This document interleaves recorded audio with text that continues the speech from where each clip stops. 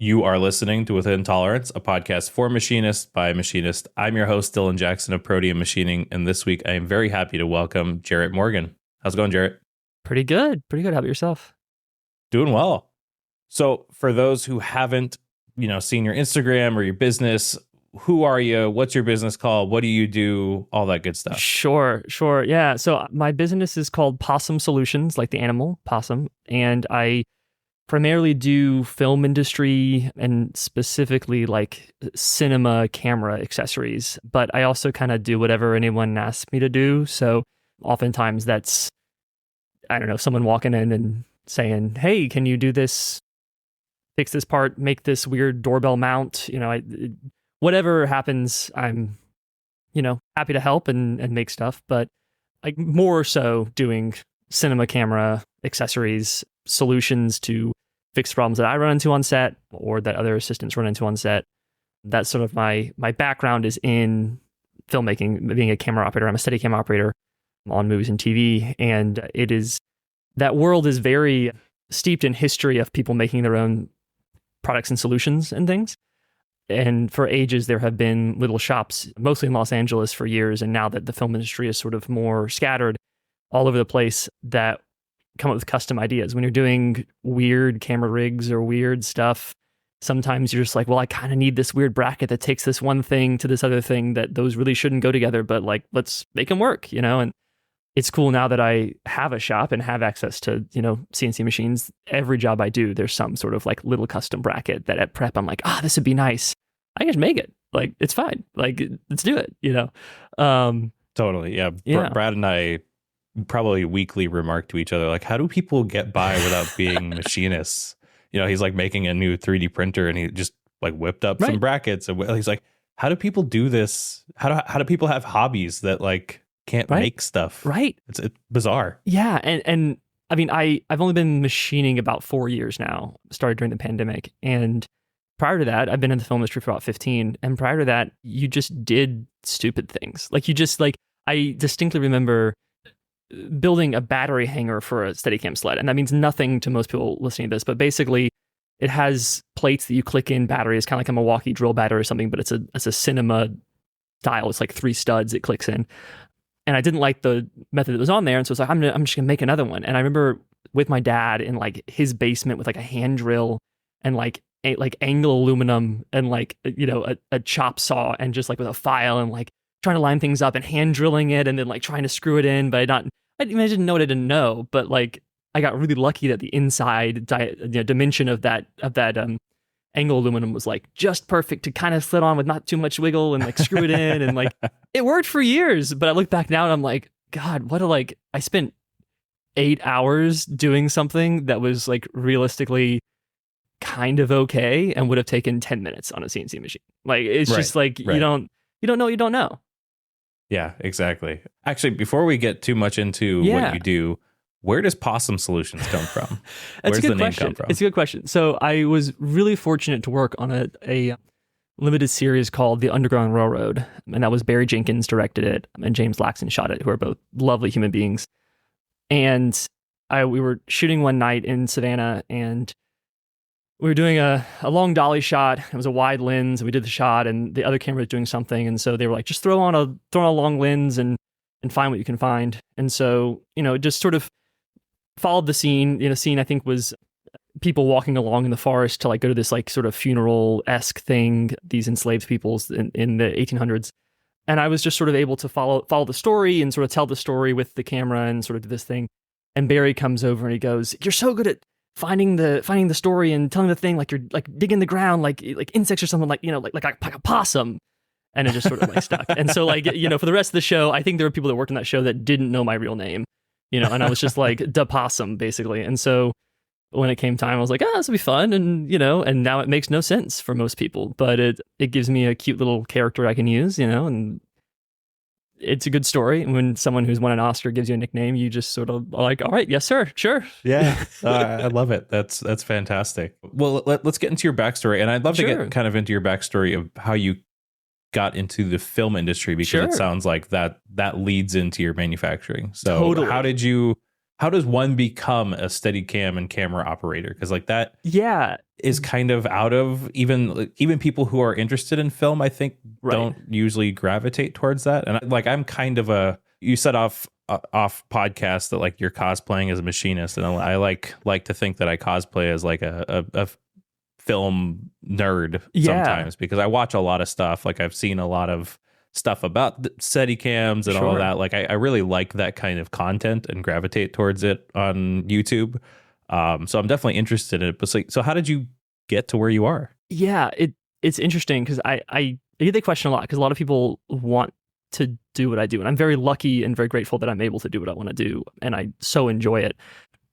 But there's no one path, right? And today it looks very different than it did even 15 years ago when I started, in terms of what productions are and what productions look like, and sort of the state of the industry is quite different, and it's evolving very quickly with AI and with all of the, there's a lot of contract negotiations and the strike last year, and it's been an interesting couple of years post pandemic with the film industry. But my mom was a preacher, and I grew up in a church of about 3,000 people, and I never got super into the church part of it, but the thing I got really into was like the AV side of it. So we had like a 3-camera live show every Sunday, and so I've been operating cameras like that since I was like 10. And very different than making movies, but at the same time, it's still panning and tilting and zooming and all this sort of stuff. And I went to Georgia Tech in Atlanta, and I met some guys who were doing like the student filmmaking thing, and I kind of had the realization that I could make movies for a living, and that was like a legitimate career path. And then sort of started arranging my schedule so I was only in school for 2 days a week, and I was able to work on set for 3 days a week, and slowly transitioning into, well, yeah, just take a semester off and like I'll work on this movie and just like see what happens. I'll take a little hiatus. And 15 years later, I'm still technically a hiatus. And my family likes to joke that I'm the least educated in my family by 3 degrees. My wife has a PhD, my dad has a master's degree, my mom has a doctorate, my sister has a doctorate, and her husband has a doctorate. And I have a high school diploma. So, but I'm also the person they call when they need help fixing things. So it kind of works out. Yep. Yeah, you're like, how's that doctorate working when I'm fixing this for you? The answer is working very well for them, but just in different ways. No, so it's interesting. So then I for quite some time, I really leaned hard into film. That's all I did. I didn't go on dates. I didn't have a social life. I just worked constantly. I remember I lived in LA for about a year, and I remember distinctly like double dipping all the time. So like doing a day shoot and then driving immediately to a night shoot and doing like 26-hour straight days. And It's not good. Don't do it. It's not healthy. And there were times that I was driving back home, and I got home and I was like, I don't really remember driving. I'm glad I'm here. Yeah. And spent 6 months in Albuquerque working on a TV show, and spent 2 months in Cleveland and San Francisco, and just sort of working all around the country. And it was all awesome. Like I learned so much. I was able to move very, very quickly and work on some really great shows and work with a lot of really good people and learn a lot. But sort of how it all ties back into manufacturing, I think, and sort of where I am now, is that I've always, sort of the reason I got into Steadicam initially, it being a subset of camera operating, was I love mechanical things. I took 2 years of physics in high school, and it's all Steadicam is just like a physics problem.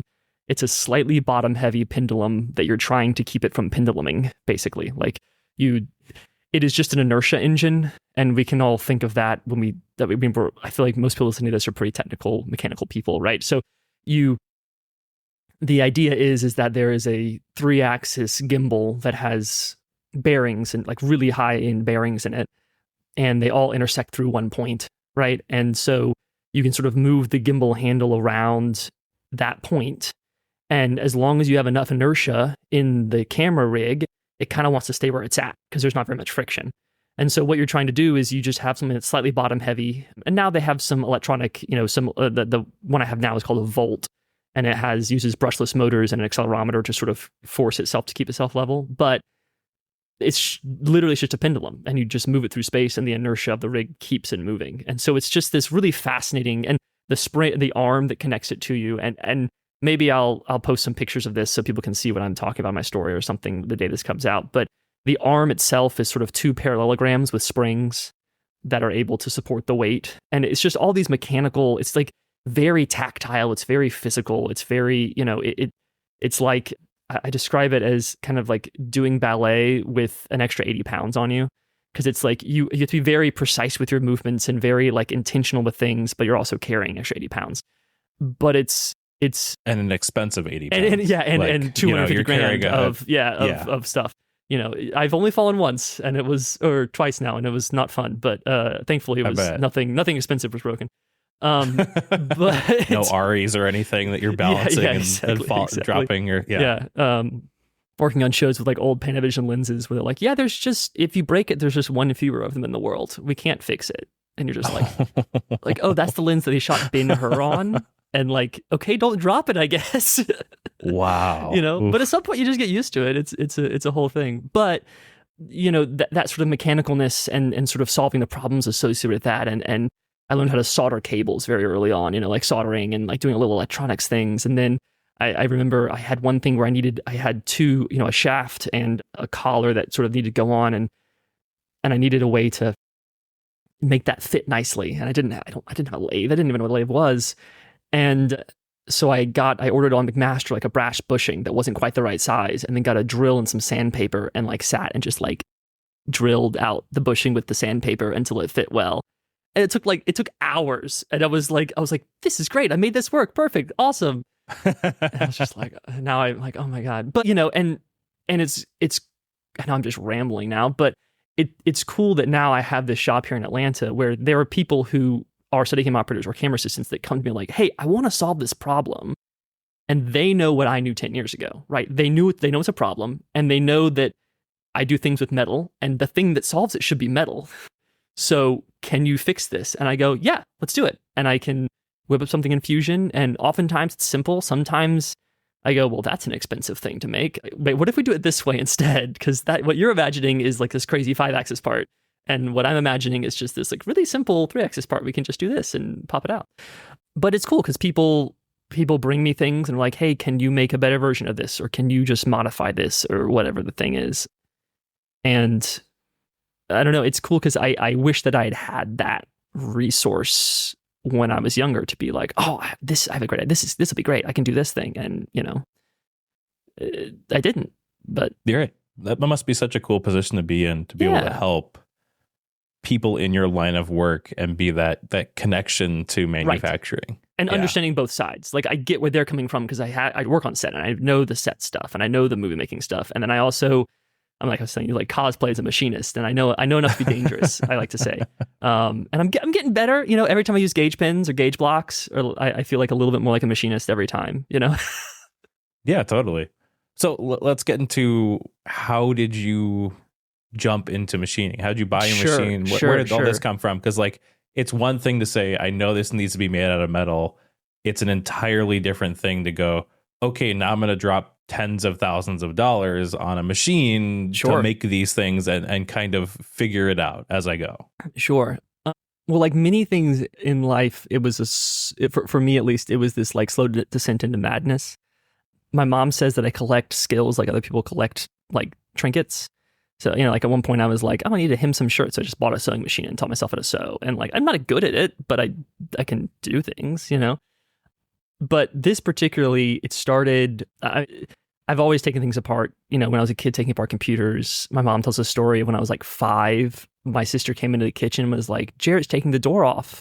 And my mom was really confused, and she came in and I'd like popped the hinge pins on the bottom 2 hinges and was trying to figure out how to get to the top one because I was like, I wonder how this works. I can pop, these come out, right? And like, and my dad always fixed things growing up, and we built things out of wood and so I credit so much of this in just like how things worked to my dad. Like he didn't like to tell me how things worked. He'd like to ask me how I thought they worked. He's like, why do you think they did that? I'd be like, I don't know. He's like, well, think about it. I'm like, well, okay, well, you do this and this happens this way and maybe this. And you're like, well, no, but it's this instead, or whatever it is, but thinking of things, being able to imagine something in my brain and like spin it around. So that was sort of, I've always liked thinking about that, but had no outlet for it. And maybe 10 years ago, a buddy of mine showed me a video of early 3D printing. And I was like, well, that's cool. Like, okay. And he told me to download Fusion. And so I downloaded Fusion, and we bought a 3D printer together. It was like one of those early Delta styles that had sort of like the spider looking, the three legs. And it never worked well. It was like you couldn't get it dimensionally accurate. It would fail about half the time. It took forever. It had like the glass bed. You had to like do the sticky stuff on it, and then, it was a nightmare. Like we ended up like transferring back and forth between each other's houses. So every time we did that, something would break. And it was just that thing of like it worked enough for me to be like, oh, this is cool, but this isn't a sustainable. Like this isn't something that you use. This is something I printed 10 things on, and that was it. And then I started watching YouTube on a show. I was doing a show called Graves in Albuquerque, and not much to do in Albuquerque. Really pretty place, lovely people. Being there for 4 months every weekend, you're just like, I guess I'm just stuck in this hotel room because I can go to the one coffee shop that's good, and I can go the nature, but that's kind of it, And so I started watching a bunch of YouTube, and I stumbled upon This Old Tony, which I'm sure is for everyone is like, and I was like, first of all, it's just like right up my alley humor wise and all that stuff, and just such well done stuff. But being like, oh, he is just in his garage making things, and he has this CNC router that looks kind of like a 3D printer, and that's really cool. And doing what I like to do, that slowed him descent into madness, I was just like, cool, I guess I'm going to watch every YouTube video on machining that exists.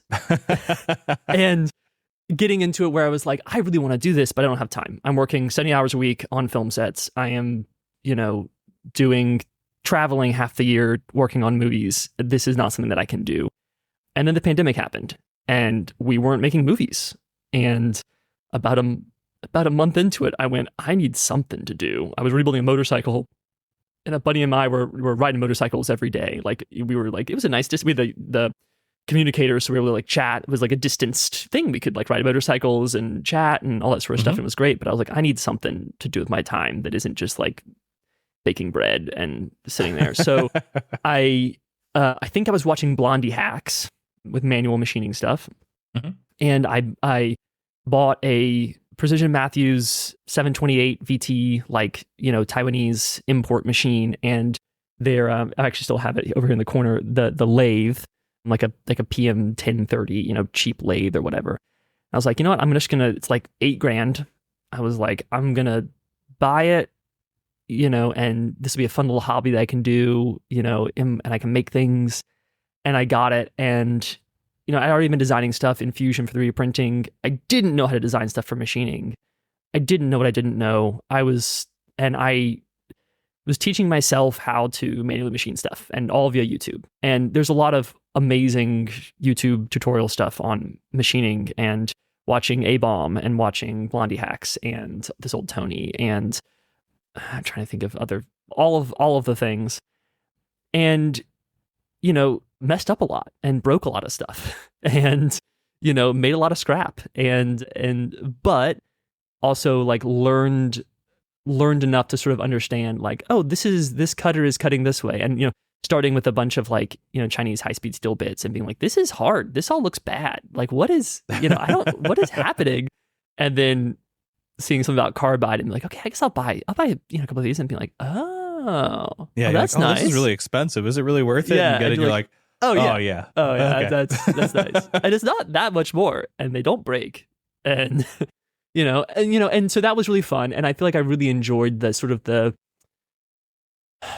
almost cathartic concentration of the manual machining is really enjoyable. And even now, like making something in a lathe is like really just like you're there, you're in it. Your mind can't wander. Like, I mean, you can, but it's not good. Right. You create scrap real quick. Yeah, you get scrap real quickly. Yeah. But I was doing that, and I was like, this is really cool. And I was making some parts. I did a couple months on the Hawkeye TV show, and I was making some custom parts for me on that for some camera stuff for me and a buddy of mine who now also has a machine, and another camera assistant in town that I make a bunch of stuff for him. And we sort of getting into it at the same time. And I realized, I was like, this is really cool, but these parts don't look like the parts I want to make. I can't do the things that I want to do because I got a rotary table at one point. I was starting to play with rotary table stuff, and I was like, this is a pain. Like, for me to make this part, this is like 10 hours of like really laboriously doing this to make it look okay. And even then, it still doesn't look that great. It doesn't look that fancy, and it's not that light. And also, I'm like, I don't know if you've seen the part. I mean, maybe you've seen some of the parts I made, but like, there's a lot of tapped holes. It's not like super fun to hand tap all of it. Yeah. Well, I'm sure you create scrap, pretty quickly. Yeah, like, yeah. And your then stuff it's also looks like Swiss like, cheese, and all it takes is one of those to break. Yeah, and then also being like someone seeing a thing that I made and like, oh, can I get one? And I'm like, no.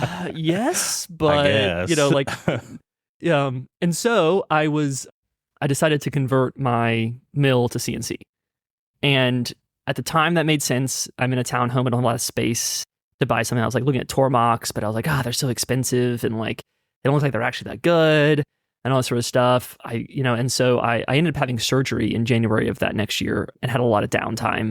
And I just like searched the internet and like planned things, ordered things, found parts on eBay, all this sort of stuff, and did the conversion and ended up with a pretty functional thing. Did Centroid, which if anyone's doing a DIY thing, highly recommend Centroid. Great user forum and really intuitive software. Like, going from that to my first like quote unquote real machine that had FANUC, I was just miserable because one was designed by people who are people and one was designed by people who are robots. But it was great. And I also, it was a thing that I enjoy learning how things work, and the best way to learn how something works is to either build something or take it apart. So like when I wanted to learn how a car worked, I took a car apart and rebuilt a car. And it wasn't good. By the end of the time, I was like, boy, I wish I knew how cars worked when I started this, because it would have been better. But, now I know. And the same thing with the CNC machine. By the time I had it working, I was like, boy, I wish I knew then what I knew now, because right. You're like, now I need to go back and remake all the components but again. I'm not going to, because like, it works well enough. Yep. No, but it was good. I ended up finding some like ClearPath servos on eBay that were like really cheap, and without realizing it, way overpowered. Like, I think they were like 1.4 horsepower servos that I put on that. Like, holy cow! Like it was like I think I had like 350 inch per minute rapids on like this little like benchtop hobby machine. Wow! And at one point, I didn't set the clearance height tall enough, and I had like bolts screwed in to hold something down. And it just rapided through a 3/8 inch cutter through a bolt and snapped the cutter off, and the mill it didn't miss a beat. It just like went through it, which again isn't a big deal for a big machine, but for like, a 400-pound benchtop mill, I was like, that's impressive. That was, oh God, that's okay. It hit the tram super out, impressive.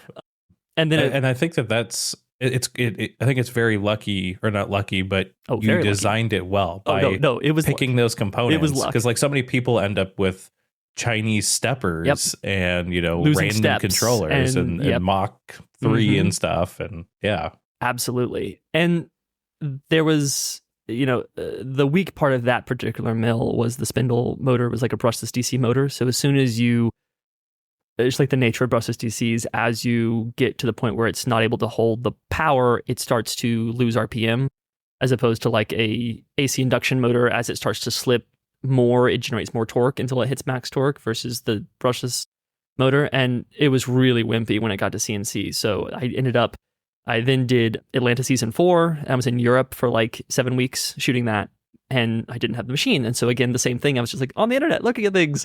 And I told my wife, I was like, I'm going to be getting a lot of packages in, and some of them might be heavy. So sorry. And I found like a 2 horsepower AC induction motor and a VFD used on eBay, and bought them and shipped them to the house. And I bought the stuff to do a power drawbar, with the R8 collet, and like did all this stuff. And at the end of the day, I had like a $10,000 CNC mill that was worth about $3 because nobody wanted. I mean, it's such a Frankenstein. But right. it had rigid tapping by the end of it. It had, the motor was powerful enough that it would pull out the TTS collet before it would, bog down. And so and that machine paid for itself 2 times over in making little parts and things. But right. You have to stand in front of it because there's no tool changer. Any, accuracy is measured in the I'm millimeters, but I'll convert it in the, if you're within 10,000, you're like, oh, I'm doing great. Right. This is good, and for most parts that I do, it's fine. It doesn't matter. But I didn't know what I didn't know in terms of like what that was. Because again, I hadn't even stepped inside a machine shop at this point. Like it's all YouTube, all that stuff. And then that summer, I was doing like a little run of some parts that I designed, and I need some lathe parts made. And I was like, I'm not going to make all these in the manual lathe. I need like 30 of them. They're not going to look good. So I designed it up, found a local machine shop here in Atlanta called Speed Machine. Ben is the owner over there. He's awesome. He's like become quite a little mentor to me. And it's very cool. Actually, I'm doing some some parts we got like busy, and he sent me some parts, and I was very like honored that I finally got to the point where like he would trust me with parts, which is really cool. Yeah, very full circle. Yeah, very full circle. Yeah, and I went to his shop, and he had like a TL1 was his lathe, and he had like a VF2SS and a VF4SS, in a proper shop. And he's done a bunch of aerospace stuff. He's an incredible machinist, and he let me run the TL2 for these parts. Like I went in for a day, and I was like, I have these little lathes. I have this stuff at home. I can do this stuff. This will be fun, And so he let me load the stock in and do this stuff. I just remember looking at the VF2 and being like, "Whoa, this is right. Okay." A real machine. All right. And I'd seen YouTube videos. I was aware of the concept of a VMC, but seeing it in person and like watching it do like, oh, that's a tool change. And oh, it's just happening so fast. And you're walking away from it for like 40 minutes at a time while it's doing things. Okay. That's something that could be really nice. So when I started looking at new machines, trying to find something, I realized I needed more space. Some buddies of mine from college were running a rental house, Grip Electric rental house, and they had some space in the back of their warehouse and it's kind of where I'm sitting right now. I started renting about 375 square feet from them. And it's a sweetheart deal. Power is included, compressed air is included. They have security here. If I'm on a show and there's packages coming, someone's here to take them. Like all these things are awesome. And they have 3-phase power, all the things that you want. And so I'm like, okay, yeah, this is cool. Okay, I have the space. Now we find a machine. And this is when I start looking at, I'm like, I don't want to spend that much money. This is still not a thing that's making that much money for me. I can justify having the space in the machine because I'm making enough to sustain it, but I'm by no means quitting my day job to make these parts. And a friend of mine on Instagram, like another machinist that had another PM machine, had just gotten a Sharp 2412. Like a mid 2000s. And he was like, oh, it's so good. It's, it's box ways and it's super rigid and all this sort of stuff. And again, I'm working on a Precision Matthews desktop thing. I don't even know what rigidity means at this point. But I'm looking around. Initially I was looking for a used brother, mostly because of your podcast, to be honest. I was looking at used brothers. Oh. And because again, it's like I do a bunch of tapped holes and like, I'm like, the drill tap machine makes perfect sense and all this sort of stuff. Oh, yeah. And basically at that point, it was like a TC-S2A or $50,000. Like there was nothing in between. There's no B's or C's for 20 grand or whatever. It's like, oh no, it was it's like crazy. Yeah. You either have the $12,000, $15,000 TC-S2A, which you're like, I wonder if this one has the drip feed module. And I wonder if this one, like this is an old machine and I'm sure it can make good parts, but like, boy, that's scary. Or it's a used Speedio that someone wants $50,000 to $75,000 for, which I'm sure would be awesome, but like, I can't spend that money on that.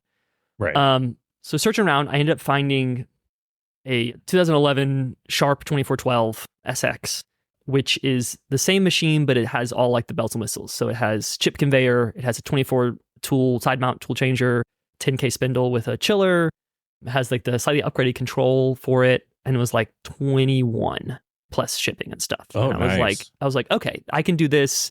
I was like, I know enough about having built a hobby machine. I think I know enough that I can like fix it if something goes wrong. I was like, all right, let's do it. And so I bought it. The space wasn't ready for about another month or two, so the rigger held it for a second, but I got it in, got it hooked up to power, booted it up, and went, boy, this whole Fanuc thing is a whole thing. Okay, I guess. And thankfully there's actually a LinkedIn article about drip feeding on Fanuc. Really? I don't know why it's on LinkedIn, but it's like the best how-to video article I found on how to do it. And another Instagram guy I reached out to that I think had one and was like, okay, you need to buy this PCIMA to CF card adapter and this CF card and it'll work. And I was like, okay, I'm going to do that. And initially I was, copying it to the memory every time, which is like 14 button presses, 18 button presses or something stupid. And it only takes has a little bit. and it only has 520 kilobytes of memory. Mm-hmm. And I was like, this is brutal. And so then I figured out drip feeding, figured that out, had my first crash about a week into having it. And because because another thing that didn't make sense was tool heights, tool offsets. I got a Heimer and I got a little touch off thing, but Centroid makes it so easy. Like Centroid, it's like, okay, the height, and you click the thing and you press the button and a number shows up there, and then you do this thing, you press another button, another number shows up, and the numbers don't matter because it's just right and it just works. And the Fanic was like, no, you need to know what the numbers mean and you need to know how that works. And I did not.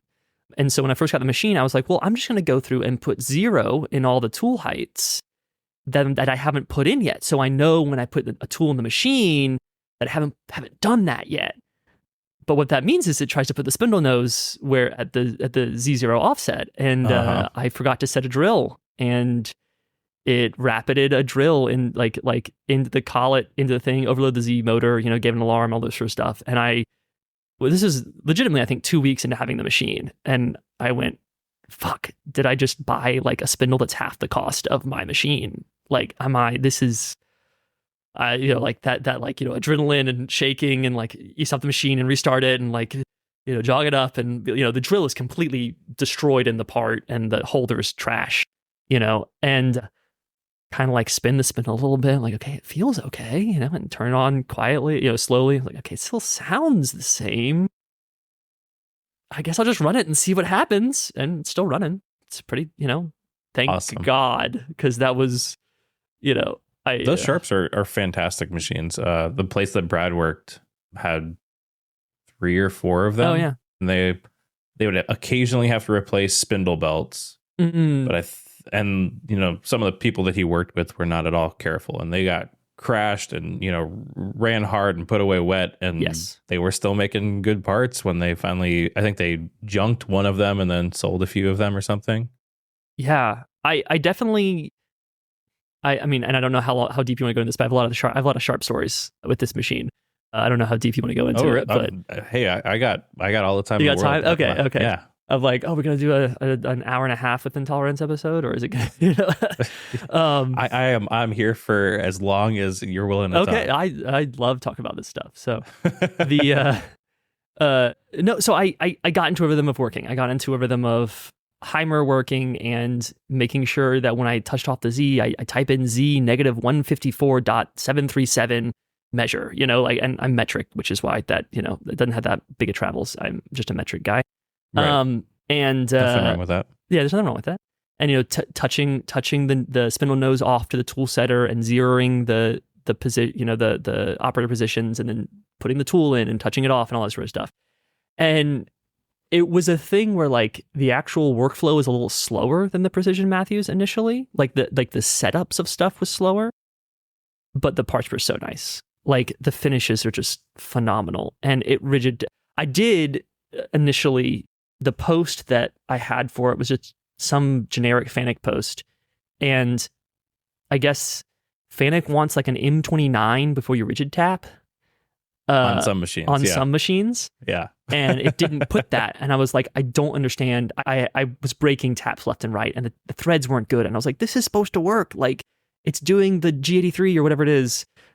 Like, why? What is happening? And then I think I reached out to my other buddy that had the Sharp, and he's like, well, is it doing the M29? And I was like, I don't even know what that means. Like, why are we, what does it matter?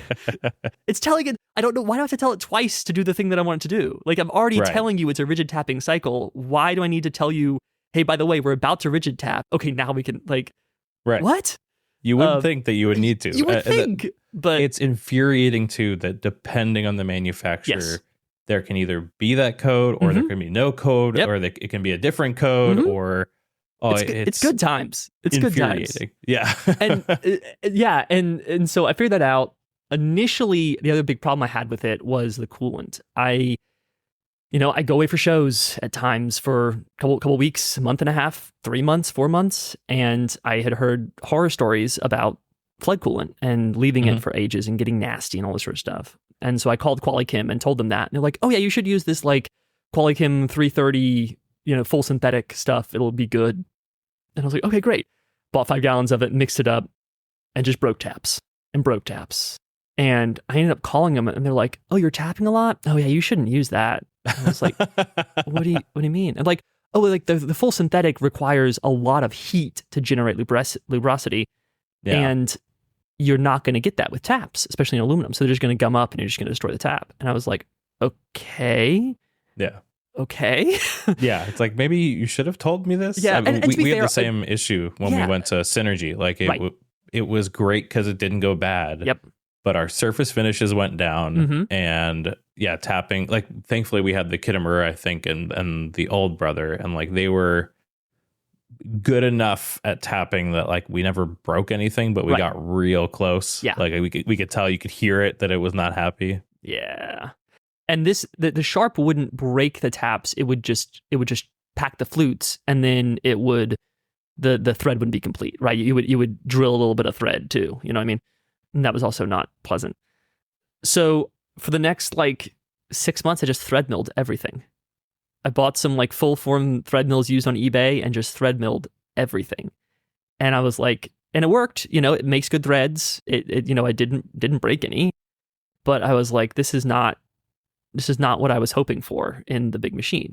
Being said, again, holding tolerances, surface finishes were so much better.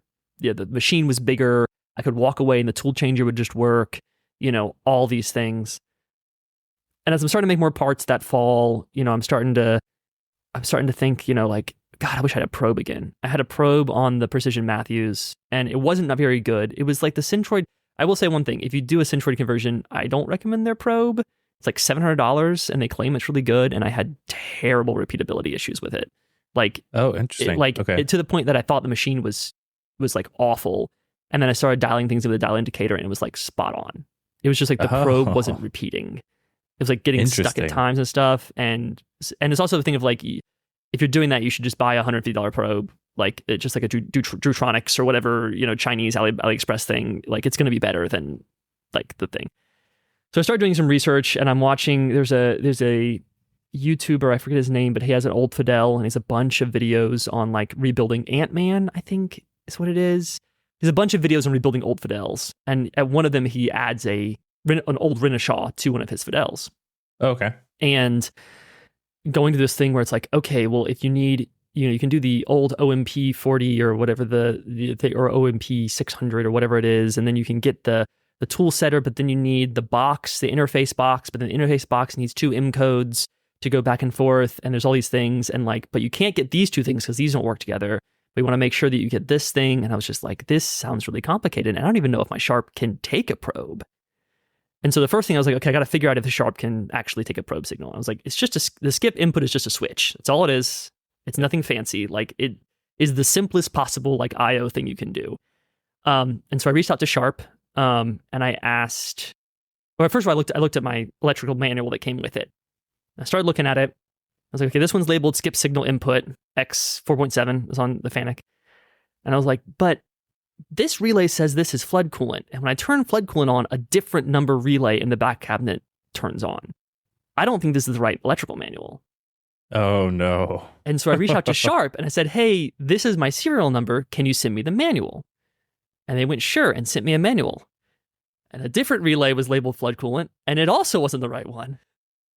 So they really? And so I'm like, hey, I don't think this is right. Like, this is the picture of my machine. This is the serial number. This is the number on the board for the IO board. This is all this stuff.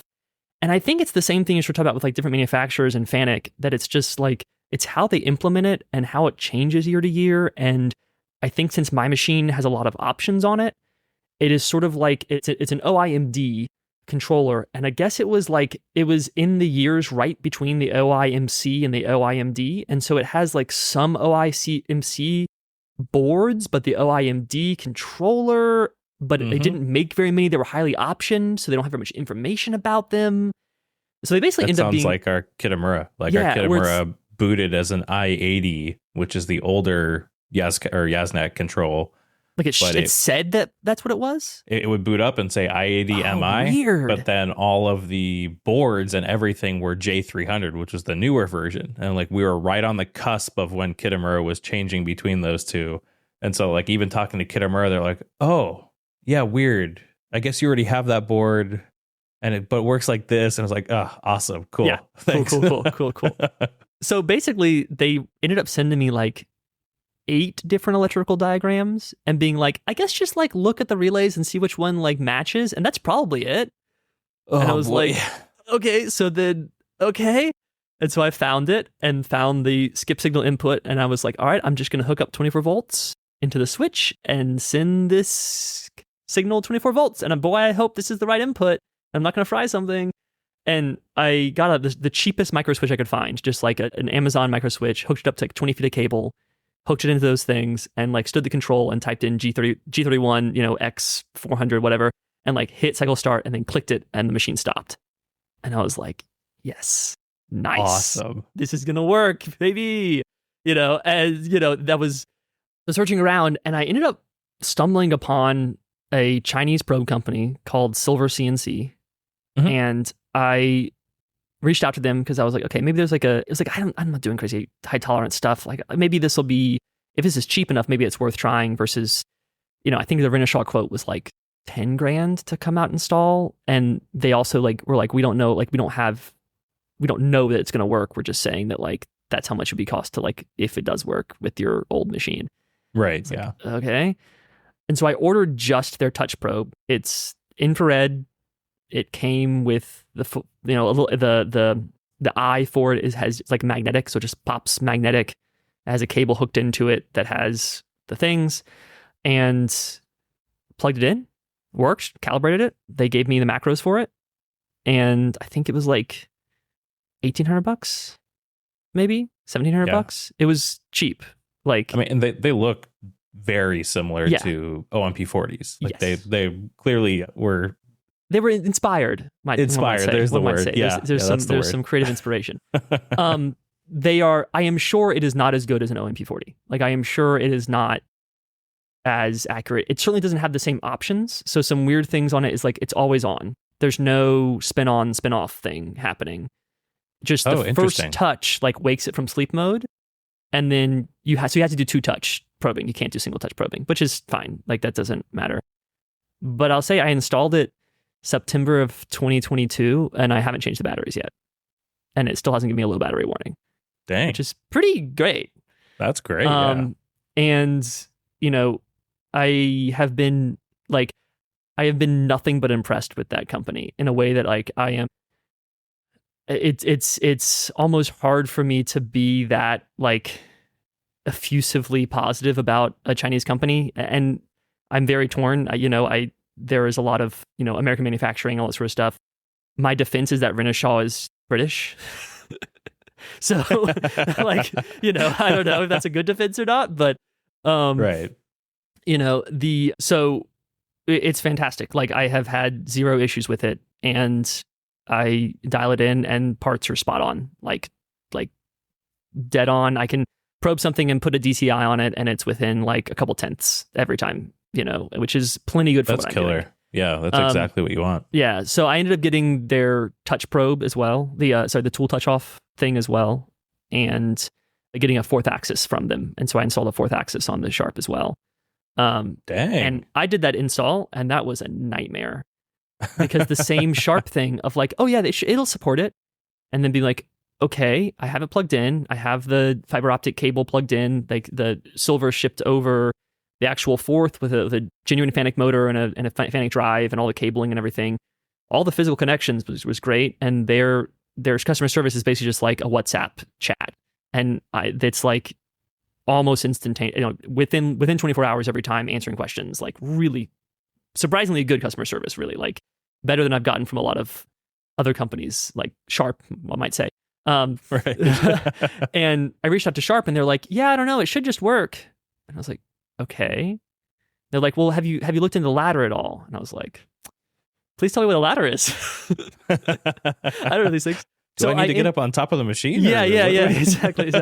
So I ended up finding on Facebook, on some FANUC, Facebook group or whatever, a guy who's a FANUC tech who was yeah, give me a call. I'll talk you through stuff. And he ended up realizing that I was pretty smart and could figure stuff out. And so he was okay, I'm going to talk you through what to look for here. So we went into the ladder, the FANUC, and you can go and you can press things and hit search, and you can like search where else that exists in the ladder. And he was like, get a notepad and write down every address that is labeled fourth, because we can see that it's talking, it's just not uninterlocking, right? So we can enable the fourth axis, we can see a thing, but it's not letting you jog it. It's giving you an error, a clamp unclamp error. It's not activated in the ladder, even though it's installed.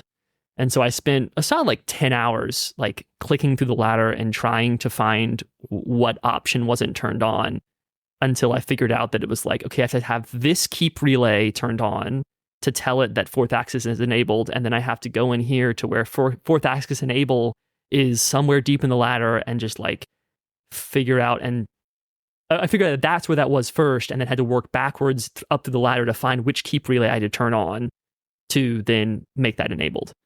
Once I did that, it's fantastic. Like fourth axis, multi-axis stuff it's killer. Game changing, especially some of the parts I'm making is just like, it is so good. And it's cool that the Silver CNC rotary they are all roller cam rotaries, not worm drive rotaries. Awesome. Yeah. And so I measured it with a DTI in terms of like repeatability and sort of like backlash stuff. And I think I want to say it's 10 microns of backlash or something, or maybe it's 100 microns of backlash, but it's not very much. And it like is better than the listed Haas specs of backlash and repeatability. Yeah. I was like, okay, I'll take that. Great. I mean, roller cam really is the best design in my opinion for a fourth axis. Like that's what the Brother one is. Right. And And this one is not fast. It's not as is. fast as the Brother one, to be fair. But I mean, you're not looking for fast on a Sharp either, because your tool change time is going to be a little bit anyway, and everything else. And it 750 inch per minute rapids. You're not. You're not. Yeah. No, but it's been nothing but reliable. Super. I'm doing the Pearson thing where I have the winch on the top, to pull it off and put it back on, and have a Saunders Machine Works fixture table. So I built a little like riser pallet that locates onto the fixture table, and that hangs it off of the, outside the work envelope, all the YouTube things that people do, right? Doing all those cool, little fun things. But it's great because, I can pull it off and do long parts, and I can set it back down, and it's back where it's supposed to be, and so I can use that same work offset. And I always cut a test part just to make sure, but it's great. Been nothing but happy with that. That's killer. Yeah. But then, so you also have a DM. I have a DT. Or DT. Yeah, we'll get there. Okay. That's okay. Well, I'm just thinking like 300 square feet. The machine's it's not tight. small. It's tight. Oh yeah, it's tight.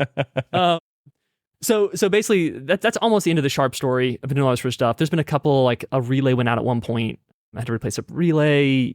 I had to, but it's been really reliable. I mean, it's been a good machine. I guess the last Sharp thing is talking with Ben of Speed Machine. I started doing slightly tighter tolerance stuff, and it's not like tight tolerance. It's like, oh, I have this one dovetail fit that's tight, right? Or this one other thing. Like of the whole part, there's one dimension that needs to be tight. And Ben taught me how to use wear comp, and I was like, because before I was doing stock to leave and posting out and going and posting every time. Oh, turns out that's not very efficient. Actually, no, it's not. No, I don't know, But again, I don't know what I don't know. And since doing wear stuff, the Sharp is so, I don't know, rigid, and the FANUC is annoying to use, but it's really good. Like it is really solid, and you can, it's like if you tell it to go 2/10 smaller on that dimension, it's just going to be 2/10. Like it's dead on. Like it is impressively dead on and rigid and all that sort of things. Oh yeah. So they're very good machines. Very good especially machines. For the cost. Absolutely. So anyway, we can jump to DT world now. Yeah. So last year, doing a lot of work, realizing that like the thing that was holding me up was I can only do one thing at a time with the machine, and starting to do slightly higher production runs of parts. Not crazy, but like, doing 20 of something, enough that it's occupied for 5-6 hours, with a lot of tapped holes and stuff. It's like, all right, I'd like to get another machine. And so I ended up designing the shop in CAD and started to import machine files. Like, okay, what machine can I fit? And the answer was not many. And so the reason I went with the DT was twofold. One, the left side of the machine has nothing access. You don't need to have any access to it unless something happens to the tool changer. So all the pneumatics are on the right, the electrical cabinet's on the back, and the chip goes foreshadowing there. Just a little bit. And the chips come out the back, right? So I literally have it 14 inches away from the wall on the left side. And so I was able to fit it. And then I was just like trolling around. I was like, okay, I'm either getting an S500 if I can find one that's affordable, or a TCS S2C or C or C or a D. Yeah. I was like, okay, as long as it's B00, I can make that work. And there was a DT listed online for $29,000 up in Connecticut, and I reached out to the guy. I was like, hey, like, what's the info on that? And he's like, well, I'm getting a new VF2 SS. I need the space, so I'm just trying to sell it. I need to sell it by this date. And I was like, okay, well, a little bit more than I was looking for on that era machine, but like it was one owner. It had all the service records from Haas. Haas had taken care of it. It had been like sort of more production-y, but in a shop that was big enough that like I don't think was abused. And I asked all the right questions because it's a, I'm sure you've heard people talk about this, but like it's a red grease era machine. So I was like, okay, was there any red grease clogging issues? And he was like, I don't even know what that is. I'll talk to the maintenance guy. And the maintenance guy was like, no, it's fine. It's like, all right, And so basically, just chat with him, and then nothing really happened. And like a week later, he was like, hey, I've gotten no more hits on this. Like, name your price if you want it. We can see what happens. And I was just like, I was talking to my wife, and I was like, I think it'd be a good machine, but like, I don't know if I really want it. So I think I'm just going to offer him like fuck it money for it, like whatever. So I was like, I'll give you $15,000 for it. Like if whatever. And he was like, cool. I was like, okay, all right, cool. Well, cool. All right, well. So arrange it down, which is not very much money for a machine. A 2010 DT, like it's a good deal. I mean, that's a lot of machine for $15,000. And so got it shipped in, put it on the floor, got power to it, booted right up, all that sort of stuff. I started like looking it over. I ended up like pulling the weight covers, just like checking everything. It's an old machine. It had 375,000 tool changes on it when I got it, which is a lot. Seems like a lot. It was well used. It had a new spindle motor in it relatively recently, a new Y-axis servo relatively recently. All this sort of stuff. And I noticed that the plug on the I/O board was unplugged, and it was labeled as grease IO or something. Grease controller or something. Yeah. And I was like, and I sent the picture to the guy, and I was like, why was this unplugged? And he was like, oh, I don't know. Like, and I genuinely don't think any ill will of this guy. I think maybe the maintenance guy did stuff that he wasn't aware of. Like, he was the owner. I don't think he was trying to rip me off. I genuinely don't. Right. Yeah. And he was like, I don't know, maybe like wiggled loose in transportation or something. And I was like, it's a Molex connect. I don't think so. Yeah.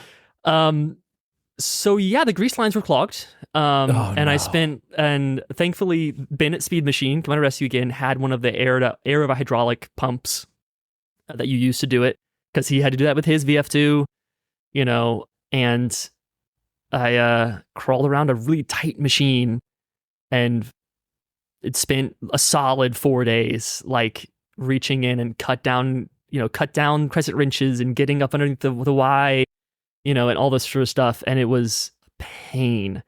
And then I did the thing that they apparently originally told you to do, which was basically like reduce the time in between pumps by like 4. Like use 4 times as much grease, but then it pumps through more often. At some point, maybe I'll convert it to oil, but I also don't know if it's worth on that old of a machine. That's, it's like $1,000 to convert it. Are they still on oil now, or are they back? Because it like didn't go like red grease and then oil, and then it was like brown grease, tan grease, and then purple grease. Yeah. And then I think they're on oil again now. Are they? I think so. I can never keep it. I don't have one, so it's like I just hear from random people. You're really missing out. You get to know your machine really intimately. You get to really, I think I'll leave that fun to you guys. I see John at Triaxis having issues with his occasionally and having to do that, and I'm just like, man, this doesn't look like this is not even type 2 fun for me. This is just like somebody else's fun, I guess. Yeah, and the Type 2 fun doesn't stop with the grease thing on the Brother, unfortunately, or on the DT. So got that going, and it worked well, and was machining on it for about a month, and it started blue screening and deathing. Oh no! Mid-program, cutter would drop by about a millimeter and it would just give me it would just blue screen of death and go away. And it's happened like once and I was like, that's weird. Kept going. About 2 weeks later, it happened again. I was like, that's really weird. About a week later, it happened again. I was like, this is not good. And then the next day it happened twice in a row. And I was like, okay, I'm screwed. Like, this is not good. Oof. I talked to Aaron at CNC Replacement Parts, and he's like, it's your main board, it's your processor. And I was like, are you sure it can't be like a low voltage power supply or something? He's like, you can try and replace it, but I'm telling you, it's your processor. And I was like, okay. Ugh. So I call Haas, and they're like, well, it's possible it's the software. Your version is a little couple out of date. It's possible that's it. Like, let's come out. And so I paid $400 to do that. And they replaced the software, and the tech was awesome. He was like, you're smart. I'm not going to tell you how to do this, but you can watch me do it. So if something happens, you can maybe do it again in the future if you are trying to find out. Didn't fix it. It popped out. So Haas wanted about $8,000 for a new processor install, which on a $15,000 machine is a real hurt. That's a kick in the nuts right there. Yeah. So there's a company in North Georgia, Worldwide Industrial Solutions, who were like, we can fix it. I was like, all right, great. Send it up to them. It's about $3,000 to fix it, which is better. Still a lot of money, but better. Yeah. Better. And they didn't fix it. It came back down. I reinstalled it, and it was still doing it. Oh, and so they went, okay, well, here, just take this used good board that we have. And like, there was no additional charge. It was really cool of them to be like, okay, we didn't fix it. Here, just take this thing. I reinstalled the software myself on it, and it works. It's great. Like, when it works, it works. It's fast. It's really surprisingly accurate and rigid. Like, it's not the Sharp, but it's damn near close to be a 30 taper. Like, I've been more impressed with it than I thought it would be. The control is a breeze to use. I think I was the first Haas customer from Silver CNC to put a probe on it. I figured out how to put probing on it. And so now I have tool setter and a touch probe in it. Nice. And because again, that was the thing where like Haas was like, yeah, it'll be like $8,000 to put a probe in it. And I was like, I can't justify that, but also I don't want to not have probing because the Heimers, as great as they are, kind of suck. Uh-huh. Yeah. And so figure that out. Had to do some funky stuff because it needed an inverse signal from what I guess they use a normally open versus normally closed from other things. And there's all sorts of stuff. So just had to buy a little like inverter board and solder it in and figured it out. And it's fantastic. I mean, I did a bunch of accuracy things with the tool setter, and it's repeating within like 3 microns or something. Like, it's dead on. And it's there's no diameter, but I don't use the diameter anyway, so it's fine. And then I started getting a tool arm origin alarm on the old Haas's that are cheap, turns out, are also expensive, but just in time. You're just on the payment plan. It just takes a while to catch up. And so turns out it's a servo arm, tool arm, and there's a little switch in there that tells it that it's at the origin. So it knows that it's where it's at and to home it every time, all that jazz. And it's behind the tool changer carousel, which is a poor design choice, in my opinion, for many reasons, but also if you put it 14 inches away from a wall, it becomes more difficult. So thankfully, I was able to figure it out. I ended up having to make the tool to take the big nut off. I ended up using I had just done the engine mounts on my car and a buddy's car, and so we bought one of the like engine bay hoists that hold the engine on top of you put it on either side of the sheet metal, and it like holds the engine up while you're doing the mounts. Oh, and so cool. I had that, and so I sort of like jury rigged that on top to like slide the tool changer off, and got in there and replaced the $150 switch, that took 10 hours of labor to get there. And I called Haas about it. Like, I just want to confirm this is the right part number. They're like, oh yeah, okay, put the thing in, and talk to them. And the Haas service has been great. Like, their free phone service is awesome. Like, I don't know, I mean, we've worked with the Amazon a lot, I'm assuming. I don't know if they have a similar thing where if you have a problem, you can just call them and like it's not charged to get like phone technical support. Not exactly. Not really, yeah. Hermla does, though. Hermla does. Nice. Well, that's nice. Yeah. So if I spend the money on a Hermla, then I can get that. Yes. Okay. But legitimately, Haas, like, I call and there's a guy there that answers my questions and walk me through stuff, and they don't care that I'm working the machine myself. It's awesome, But I get the new switch in, I kind of install it. I kind of figure it out how to do it. And the next day I get this frantic call from Haas. And they're like, we saw you order the switch and your serial number. And like, we don't have a procedure on how to replace that part. We've never had to replace that before. And they're like, we don't think that's the problem.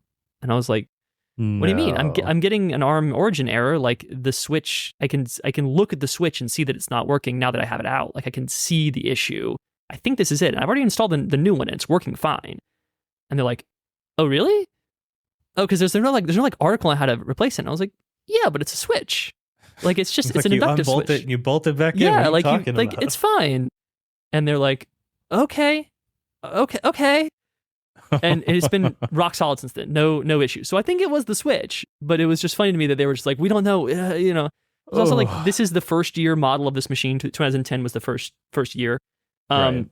which I think means that just like the switches are going to start going out at some point. Like it's 14 years old. It was nice of them that they called you back too. I agree. Like to you know, unprompted from you, for them to just say, hey, we don't want you to waste your time or money. Totally. This might not be it. And also, I guess the way the cam box works on the DT, because it's kind of like a halfway between a normal one and like your brother, right? So it's mechanically timed for the drawbar, but it's mechanically timed with this big cam because it's still a side mount. Yep. So it's a real pain to retime if you have to retime it. Thank God I didn't have to retime it. But the origin, the switch is a normally, I'm going to get this wrong. It's a normally closed switch. Yes, it's a normally closed switch. So when it's at home, there's nothing sensing it. And so like on like the little ring that spins around, right, there's a little hole at the home that the switch is no longer seeing something. And then as you rotate it, metal appears and it triggers and all this sort of stuff. What it means is if you try and set it when you're at home, you can screw it in until it senses, you're in a hole. And the first tool change you do just snaps the sensor off. Oh no. So what you have to do, and thankfully they like the guy I'd talked to previously was like, yeah, you know, like make sure this is how this works and da-da-da-da. Before the guy who called me, I talked to a previous Haas tech that sort of like had talked me through this, thankfully. But so you have to like turn the arm just a little bit, just like, you know, reach up and turn it with the belt a little bit to find where it is that thing, so you don't just snap the new sensor off. It was like, it seems like a bad design again, but they're not really designed to be serviceable, and I don't think they're designed for that switch to fail, basically. Right. They didn't think it would fail. Yeah. So, I gotcha. All that to be said, it's a good machine. It's quick. It's relatively accurate. It taps very quickly, which is nice, which I'm sure you're familiar with the brothers. Doing the Swiss cheese parts that I do and having 5,000 RPM tapping is nice. Yeah, it's night and day. It's night and day.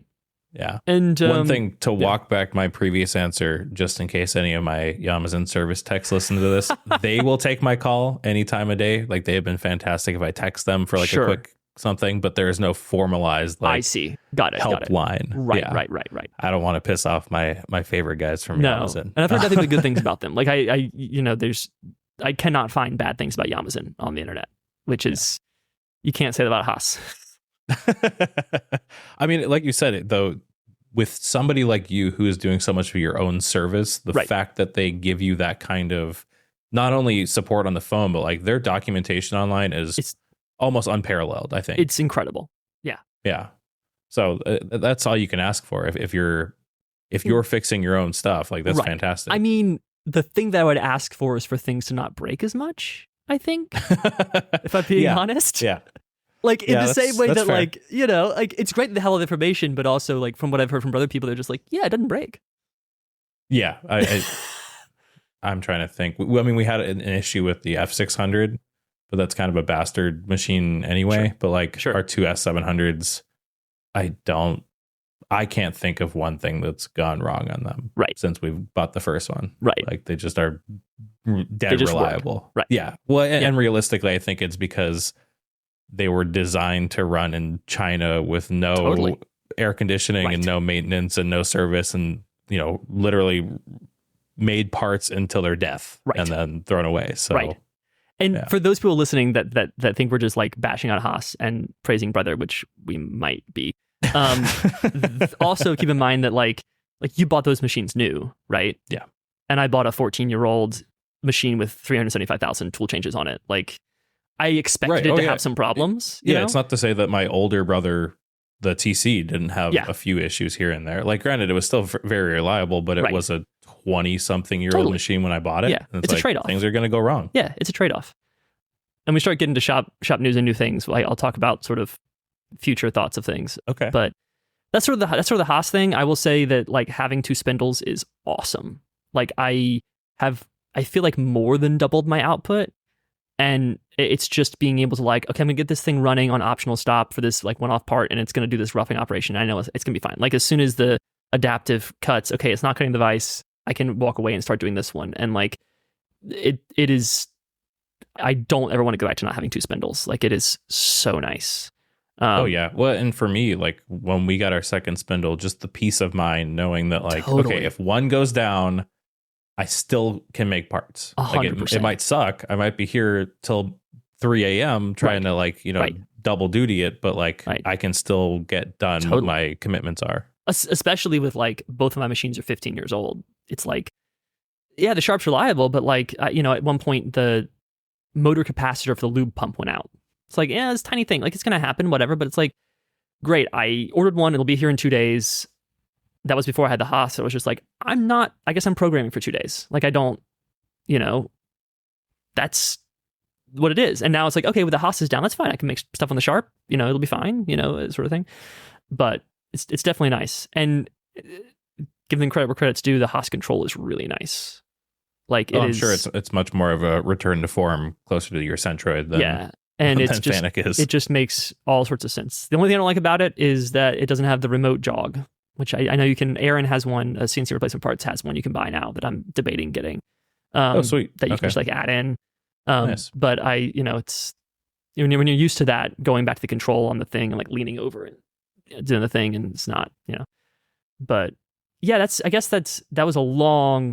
was 40 minutes of machine talk. So I apologize.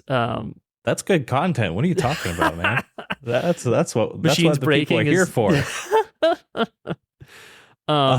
Yeah. Well, let's get into some questions for you from the audience, from the Patreon, and you might have to fill me in on the context here. RC Stokes asks, "What is the macro rig in? Is it in the documentary Garden of 1,000 Bees? If you've seen it." I haven't seen it. I looked it up a little while ago, and I have not seen that. It looked like it was a probe lens to me. Okay, that's what he's talking about. I know exactly what that like long one. Again, because I cosplay as a film person, I've seen a ton of YouTubers all got that lens at the same time. It did some really cool stuff. And there's a couple different versions of it. I think probably the one you're thinking is like the Lowa one. Lowa? Probably. LOWA, something like that. It's like a foot long. Yeah, it's crazy. Lens. It's bonkers. That one's sort of like the most popular one now. In the videos, in the pictures of that, it looked like it was maybe a slightly different version.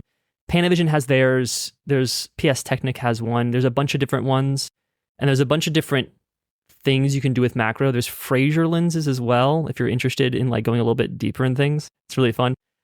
There's Fraser snorkels or PS Technic skater scope. And basically it is a series of tubes and prisms that let you put a taking lens on the end of it, and then you can go through like 2 90-degree bends with prisms and then mount it to the actual camera. And so you can take and like you can rotate things to like shoot it at a 90-degree angle off of the thing, or you can rotate it around and you have like the focus is a different thing. So you put the taking lens in infinity and wide open aperture, and then there's a different aperture and focus ring. So you can focus down crazy close, and they're really slow. They're like an F8. So they're really, really slow. It's a lot of light. But if you're shooting bees outside, it doesn't matter. But what it lets you do is lets you have the camera quite far away from the subject if you're doing macro, and that helps like get light in, so you're not having shadows. You can focus really close, but the bigger thing with the probe lenses is like cameras are big, and like they're not just iPhones. And this happens on set too, is where like we have like Finder apps on the iPhones that sort of shows you like, oh, if you have a 35 millimeter, this is what it's going to look like or something.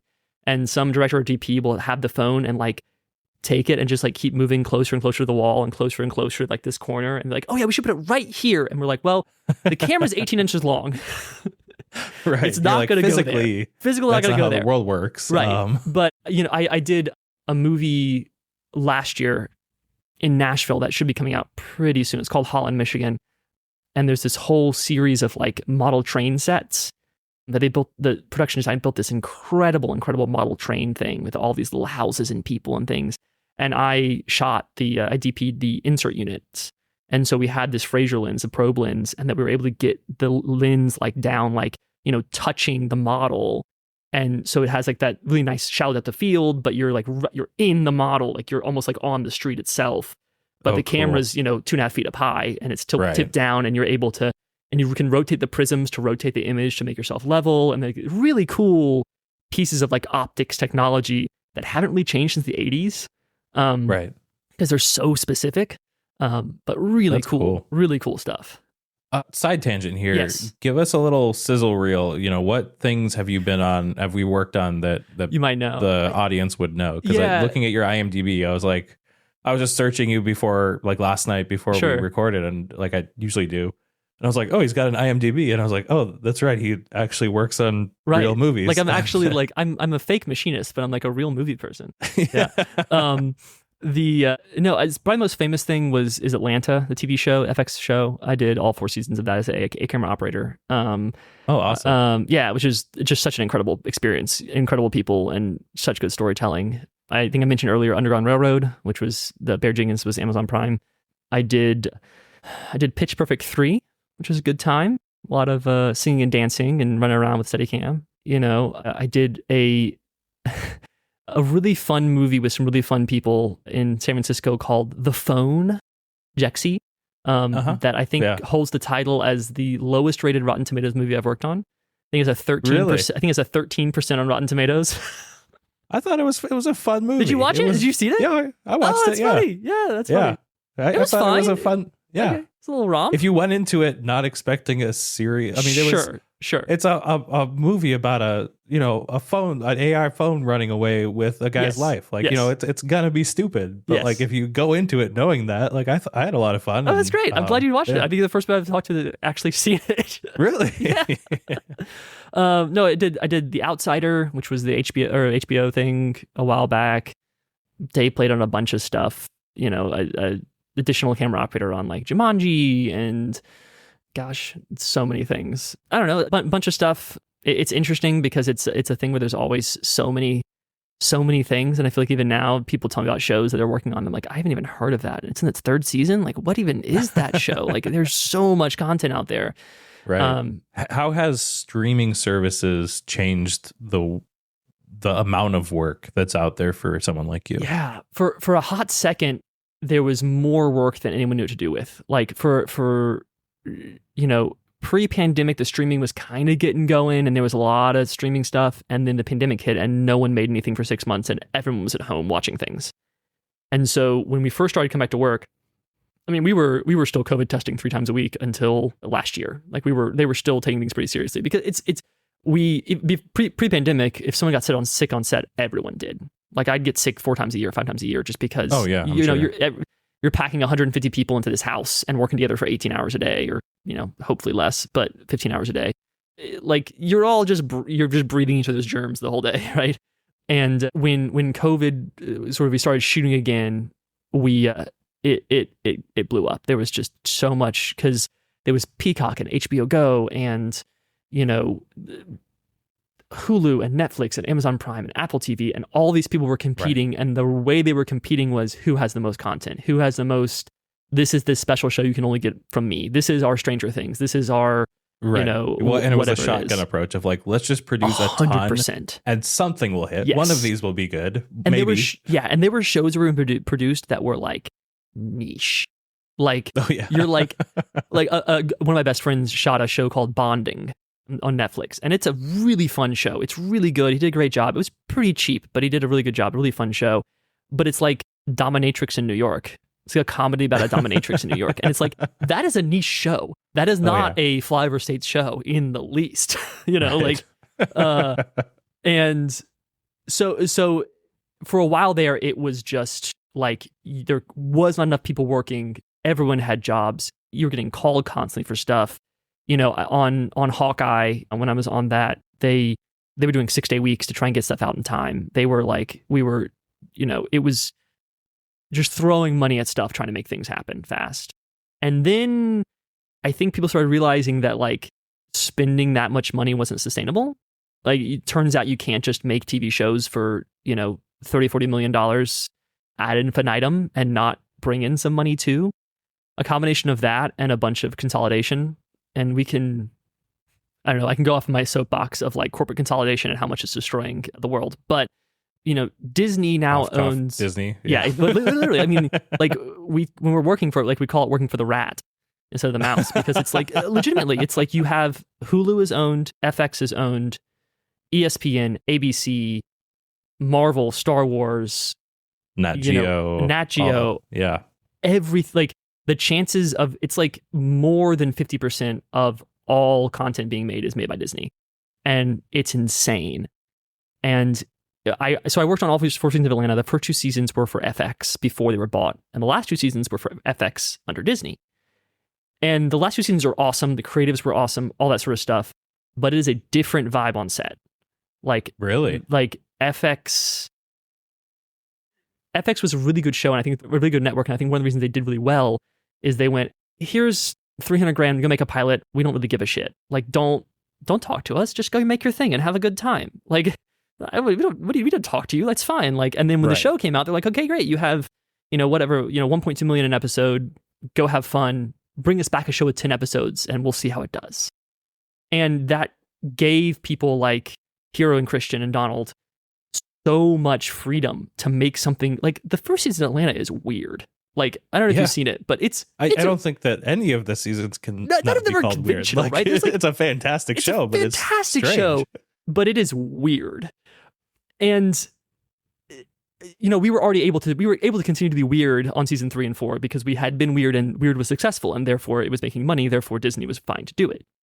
But there isn't the same freedom when you're under that big of a conglomerate as there would be elsewhere. Yeah, I kind of think my lucky star is that so many of my favorite, like I have a lot of really favorite shows on FX, and I'm so glad that so many of them started and were successful before that, because like Always Sunny in Philadelphia, like you think they would buy that now? That first season? Like, and the first season's a little rough. The first season is a little rough. Yeah. But like, it's good. Oh yeah. It's fantastic. Yeah. Or like Archer. Like, I don't think that they would have thrown money at that now. No. But it's one of my favorite shows. And like, now it's successful enough that they can't say like, oh no, you can't make that anymore. Right. So it is interesting. And I think the bigger thing is that it now gives those companies so much power over the industry in a way that like the lack of competition hurts things. It does. Like we've gone through negotiations, and there's the strikes last year and all this sort of stuff, and things like Amazon bought MGM, right? So MGM, which is one of like the legacy massive studios, been around for however many decades and decades and decades. Those big companies are now being owned by people where like the Amazon Prime Video stuff is a fly on the back of Jeff Bezos, right? Like the amount of money they're spending and the amount of money it's bringing in is nothing. It is not even worth thinking about. They are throwing money at that as a like, oh, if you buy Prime, you can also get all these shows, but like really you're going to buy stuff. Yeah. 100%. And so you end up getting the trend in the industry is do more faster with less. And we're caring less about the creative and more about the, well, can you get it done in 5 days? Whatever, just do it.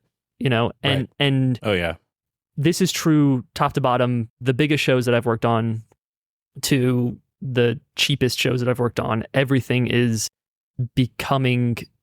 trying to press things faster and press people harder and pay people less. And yeah. Well, I don't know if you watch Corridor's like VFX artists react series. I don't think so. No. So they're VFX artists, and they like do like a react series on like good and bad VFX, and like so many of the bad ones are on, CW shows or things like that, where they're like, you know what, I'm sure the artist actually knew that this sucked, and they just were told to send it anyway. Yeah, and that's my favorite like saying about making movies is that like filmmaking is just a series of devastating compromises, because you go into it with this like. It's how you make three movies. You make a movie when you write the script, then make a movie when you make the movie, and you make the movie again in editing.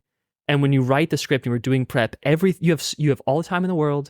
You know what you want it to be. You have all these ideas, and you get there in the day, and you're like, shit, it's raining. Or like, oh, that actor's sick. Or, oh, turns out when we look that way, there's, a giant mirror now or a billboard or something, whatever it is. Like, there's just, you constantly make all these compromises. And unfortunately, I think a lot of the compromises as of late are, well, let's just do it. It'll be fine. Let's just do it. We'll be fine. And it's kind of a bummer. You end up getting stuff that feels more similar to everything else. And I'm hopeful that, there's still going to be people who are trying to make good things and good movies and good TV shows, and there are good ideas, and there are some incredible writers and incredible people making stuff. But I'm also a little scared, to be honest, that like the best shows are behind me, right? A show like Underground Railroad, where it's like, if we don't make our day, they just add a day. If we need this thing, they just pay for it. And you get this like massive, incredible world, and you get this like emotional show that is able to be made because of the space that it was given, if that makes sense. Like they're able to explore this idea in a way that would not be possible if they were just getting like their necks breathed down by stuff. Yeah, totally. So that's a long tangent for your like, where's streaming going? No, I thought it was very interesting. Like, it's just something that like I've definitely thought about. I mean, I think that because there's so much content being created, the overall feeling as a consumer of it is that the quality has gone down. But I don't know if there are still very good shows out there. I think there's just so much more content, and rather than like a good show. Yeah. And I think that is very accurate. And I think that there are good shows in spite of the current landscape, as opposed to because of it. Right. Yeah. My other side tangent was, how much do you have to be a gear nerd to do your job? Because there are people, there are DPs and stuff that are choosing all this stuff, but like how much leeway are you getting versus being told like, here's the camera, here's the lens, here's what I want you to do, just do it. Be the body that's steering the ship. Right. And it depends very much on the show, how much leeway I'm given. Almost never leeway in equipment used. That is always being told by, we're going to shoot on RA, we're going to shoot on red, whatever it is, whatever lenses, that's all DP, thing. I used to be a massive gear nerd. I used to love all of it and get really into it and stuff. And at some point I realized that like, it doesn't matter. The thing that matters is like a good script and good actors. And like on the hierarchy of what makes something good, camera is like 7th or 10th or something. Like I would rather watch something with good sound than good camera. Right. 100%. And something that has really good production design, it doesn't matter because it already looks great when you're looking at it. And so that like there's all these things. And if you don't have good actors, it doesn't like it's going to be boring. And if you don't have a good script, why are we even doing this in the first place? Like is a thing that I like now. I'm so much more interested in the storytelling of it and the emotion of it, and the like doing the cool oneer is awesome. Like, I've done some like big oneers and stuff where you're like, spinning around people and doing stuff and pushing it at the end and like all these sort of things. And it's cool, but like sometimes those feel really forced. And like it's not, like 1917, awesome movie, like feat of movie making to make that like it is. And I was watching it a bunch of times. I was like, just cut to the other person's face. I just want to see the other person talking. Like we're just hanging out here, but like just cut back and forth. Like it's just a dialogue. They're talking. Just let me like. It doesn't. I don't know. It's an interesting. You want it to connect versus it's a cool camera shot. I get it. Like, exactly. But that being said, it helps to know the gear. It helps to understand how everything works. But I don't have to be. Camera operating is sort of this really awkward place in the middle where like I say it's like the highest level of creative input with the least amount of stress. Because if you go up to be a DP, all of a sudden now you're doing managerial things and you're in meetings and you're doing prep and you're having to like manage departments and like figure out people's personalities and all this sort of stuff. And if you go down a step, not down, but like sideways to being a first assistant camera person, you're now having to staff the department and you're having to figure out like, okay, what gear, do we need one of those probe lenses next week for that special shot? Or do we need a third camera crew? Or do like whatever it is, and do all that managerial stuff and deal with the gear and push the carts and load the trucks. And as a camera operator, I'm able to come in, I'm able to read the script and be involved and make the things and make decisions and be in the moment. And at the end of the day, I can shake people's hand and say, thank you so much for a good day, and walk away and not load trucks and not handle gear. And it's from a very old school system where you like worked your way up to be a camera operator, and they're like, there were not camera operators who were younger than 50. Like, it just didn't happen. You know, you worked your way in assistant, and I was an assistant for a couple of years, but like I was very young as an operator. I think at one point I was the youngest operator in the union for a couple of years. Wow. That's awesome. It was very cool. Yeah. And, you know, I grew a beard, so they would think I was a little older, you know, but it's, I don't know. I don't have to make those decisions very often, which is nice to stop beating around the bush of that question. No, totally. So do you own your own Steady? I do. I have a Steadicam. I don't own a camera, like a camera or lenses or anything like that. It's always that. But I own a full Steadicam package that's, you know, vest, arm, sled, all the accessories and you know, all that stuff. Yeah. Yeah, I think Potato Jet had a video on the RE Trinity one was the most recent like Steadicam video I had seen, and it was just crazy. It's mind blowing. It's crazy. Yeah. And there's some guys who are doing absolutely bonkers work with it. I have no desire to own one or fly one. They're very niche and they're very expensive. Yeah. And they're also very heavy. So like a fully loaded package for me with the arm and the vest and everything is about 60 to 75 pounds additional. And if you use Trinity, it's like 90. And it's a lot. And I'm like, I'm good. Like, I'm good. Right. How do you feel about like newer cameras like the Ronin 4D and stuff, where they're all stabilized internally and have the gooseneck and all that stuff? Like, do people in Steadicam line of work see that as like the enemy, or are you just like, oh, that's just another tool. If I got to use that on a shoot, sure, whatever.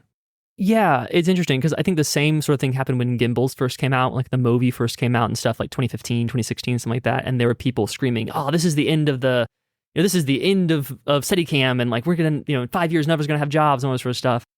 And it just ended up being another tool. Like, you know, and they're great. I'm a big proponent of having some sort of small stabilized remote head, which is all that is, right? They call it a gimbal, but it's just a stabilized remote head. And you know, like I'm a big proponent of having like a Ronin 2 or a Movi Pro or something on a show, just to like have a small head. You can throw in a dolly, you can throw in a corner, you can throw in a crane, whatever you can do. The 4D is interesting because it's all integrated, right? Like, and I've seen it once, I want to say, and a buddy of mine designed some parts for it. Actually made some parts to like attach like counterweights and stuff to it because a buddy of mine designed it and I made them for him.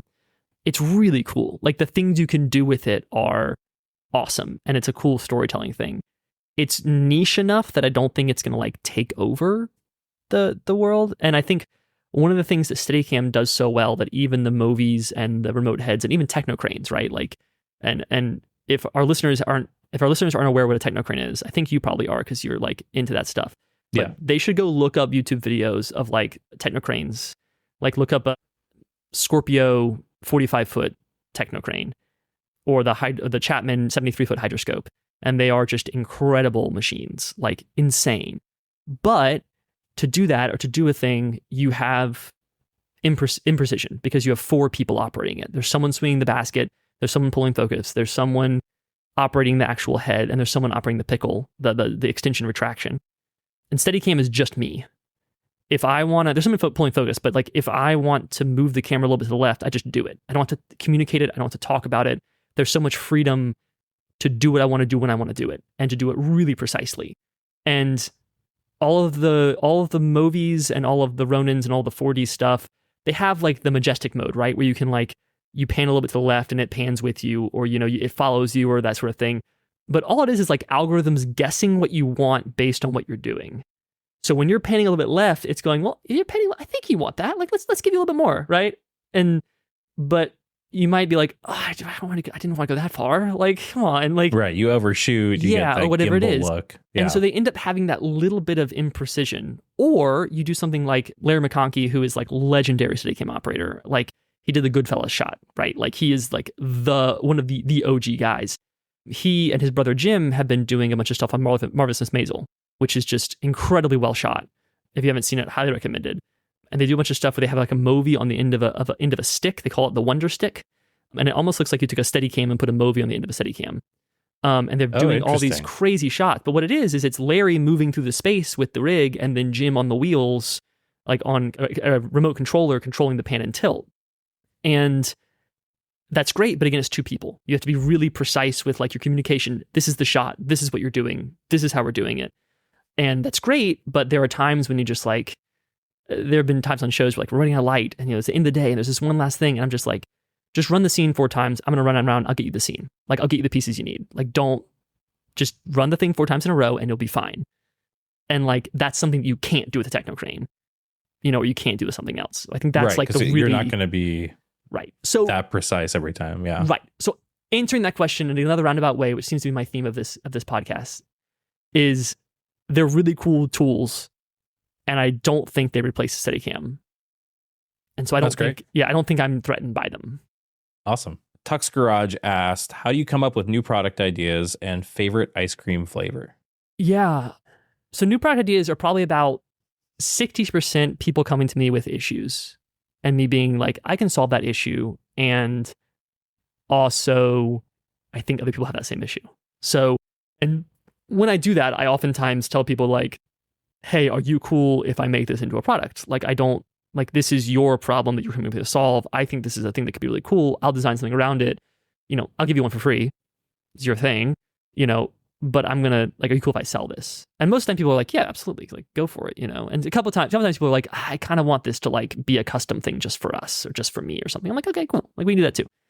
And then 40% of the time is me being on set being like, boy, I wish this was different. Or me being like, maybe this would be a good idea. And there are times when it's not a good idea. And I make the initial run of 10 of them and I use one myself and that's the one that's being used. And that's okay. And that's kind of the thing. And I'm in such a niche within a niche where it's like filmmaking. And then beyond that, I'm doing camera. And then beyond that, I'm like cinema stuff, like very high end movie making where, a big run for me is like 40 parts, like nothing. It's not like the small rig things where like, there's every wedding shooter in the country has like small rig pieces on their like camera rig or whatever it is. Like I'm not making those parts, Yeah. And so if I make 8 or 10 of something for an initial run and they don't sell, I'm like, that's just how it goes. The only thing it's cost me is a little bit of aluminum and a little bit of time, like it's all right. I would imagine your customers are not as price sensitive as most because they're dealing with cars that cost, or movie cameras that cost the same as a car or something, Especially for custom stuff.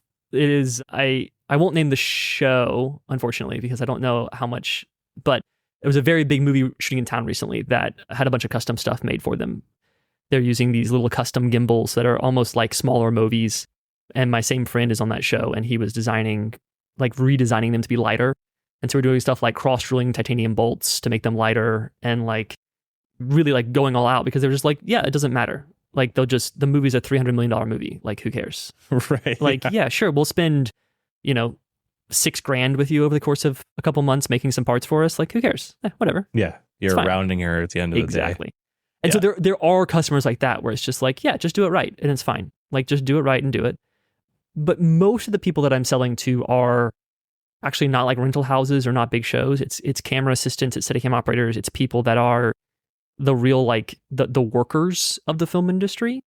Interesting. In a way that most of them are actually quite price sensitive because it is an industry that you can make really good money at. Like there's no doubt there's lots of money in the industry, but increasingly that money is not making it to, like, we have unions, but unions are great. I'm a big union fan.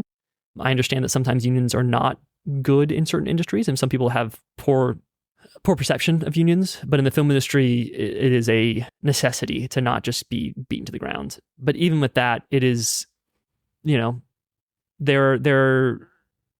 still a lot of people in the industry, especially with the strikes and the work slowing down and stuff like that, that are quite price sensitive. So I'm in a world with some other small manufacturers that do stuff. So like there's Apex Cinema Gear out of LA who make awesome stuff. George Dew in New York makes really cool custom pieces, awesome stuff. There's Ratworks in the UK where Ed Ratcliffe, who just passed away, which is very sad. He was very young. He's been making incredible stuff and his family is continuing on in that tradition. And they're all sort of in similar price ranges, and they are much more expensive than the small rig stuff. But they're all like, this is for, and it's the same thing that in anything, right? I'm making a 20 something. It's going to be more expensive than that person that's making 10,000 of it. It's just gonna be, Yeah. Well, I assumed small rig was being produced in China. Oh, 100%. Too. I don't 100%. I don't know anything about them. I have some of their It stuff. Is a Chinese company, in fact. Like it is yeah. And Makes they sense, had a really interesting model for a while. I don't know if they're still there, but for the beginning of their thing, basically they had people submit designs. So they didn't design anything either. Basically, it was like people would submit their design and then they would make it, and they would make like 1,000 of it and see how it sold. And so what would happen is continuously their inventory would completely change what parts they were, and there was no consistency for like how things were designed, what screws were being used. Like it was just like they didn't have any overhead to design anything. Right. Like, and now they've started to design their own things and like come out with their own cages and stuff. Now they've gotten bigger, but for the first couple of years, you were just like, they were just making stuff, like throwing darts against the wall, you know? Yeah, I mean, I can respect that. Yeah, like, totally. It's cool, but yeah, it makes sense why you can buy a cage for like $100, and you look at it and you're like, pretty impressive. Like, oh yeah, the stuff. Like I couldn't get material for this for $80. Like 100%. And that's it's a conversation I have probably 3 or 4 times a month where someone comes to me and is like, hey, there's this part that this guy makes, and I was wondering if you could make it for like half as much. To have that conversation, just like I promise I can't. Like so this is how economies of scale work. Like this is econ 101 called setup costs. Yes. You're already going to break into what they cost. Right. Yeah. 100%. Yeah. Tom asked, best mounts or enclosures for in-machine recording. Coolant spray sucks. So do you have any opinions or advice for any of us trying to get some cool machine shots? Yeah, I will say that I am a terrible person to ask about this, because as much of like film stuff I do, if you look at my Instagram, it's all just my iPhone. Like I don't do anything fancy, and it's a real bummer because I know I could do more and I just don't have the energy to do it. I don't have the time to like set up and do it. The best person I've seen doing it is Edge Precision on YouTube. I can't remember his name right now. I had it and then it's completely lost me. He's incredible. He's such a brilliant man. Like, but he built like an air knife for his GoPro, I think, at one point, and his footage is fantastic. Like that's, I guess, build an air knife. Yeah. Like Daniel Bavaria CNC has some fantastic footage too, but he just runs without coolant when he does it usually. Yeah. And shoots, I think he's got a pocket cinema that he just shoots through the open doors without coolant. And it's like, of course it's going to look good. Okay, that's right. Yeah, do that then. I don't know. Unfortunately, I'm not the right person to ask. I don't film as much stuff as I should. And when I do, it's really just like cobbled together on my iPhone, which I know is a bit maybe ironic, but I don't know. Yeah, it works. I totally understand. Yeah. Low effort content is the best kind of content because it actually gets put out. So I know. It's true. Patriot Machinist ask you if you like Swiss cheese. I'm assuming that this is in relation to your product line. Yeah. Lots and lots of holes. Lots of holes on my screen. And I do love that, like, that's the solution. And you look at any camera gear and that's just the solution. It's like, just give them 1,000 holes and like one of them will fit what they actually want. And I think when I'm designing stuff, I go in 2 different directions. Something is either hyper specific, right? Like this only fits this one thing and it does this one thing really well, or it needs to be hyper universal. I can mount anything to this at any time for any reason, right? And like those are the 2 things that work, because like sometimes you have no idea what you're going to do, and sometimes this is the exact thing we're doing, you know? And so that's sort of the 2 opposite ends of the spectrum. Yeah. All right. Well, brings us to shop news and new things. What's new in your world? What are you thinking about? What's going on? Yeah. So I'm going to IMTS, which I'm really pumped about. I'm really excited about that. Definitely we'll see you there. Yes. Plug in the Kern Within Tolerance meetup. Wednesday, 3 p.m. at the Kern booth. I'll be putting out some content soon about that. Awesome. So you have the booth number and all that. Awesome. Yeah, I'm looking forward to that. And then the other new thing that's happening is I've started a shop for a 5-axis. And the biggest thing is fitting it in the shop. I had the opportunity to potentially get some more space, and I decided to not do that to try and keep overhead down. And I'm going to be selling the Sharp and getting a 5-axis. And that's also sort of what I've been researching has been a ton of consuming every single thing, every, practical machinist forum thread, trying to go as deep as I can. And that's part of the reason I decided to go to IMTS. I was talking to some guys and they were just like, you should, because I've been talking to Haas about a UNC 500, which will just barely fit. And I even went up to a trade school up in Kennesaw in Georgia, and was able to take a look at one, see one in person. And I'm part of the Impractical Machinist Instagram chat. Mm-hmm. And they were all like, you should go to IMTS and just like look at everything and like actually see all the options. Like if you're this close to it, like if you can wait 2 months, which I totally can, like there's no reason to not spend that like, $2,000 or whatever it is for the flight and hotels to in person look at the machines and be like, oh, cool. So I want a Kern, like, no. But well, I will share some inside baseball. I think I saw it on Facebook or something. Someone posted from a tour of the Haas factory that they're going to be releasing like a UMC 400 to replace the 350 that came and failed.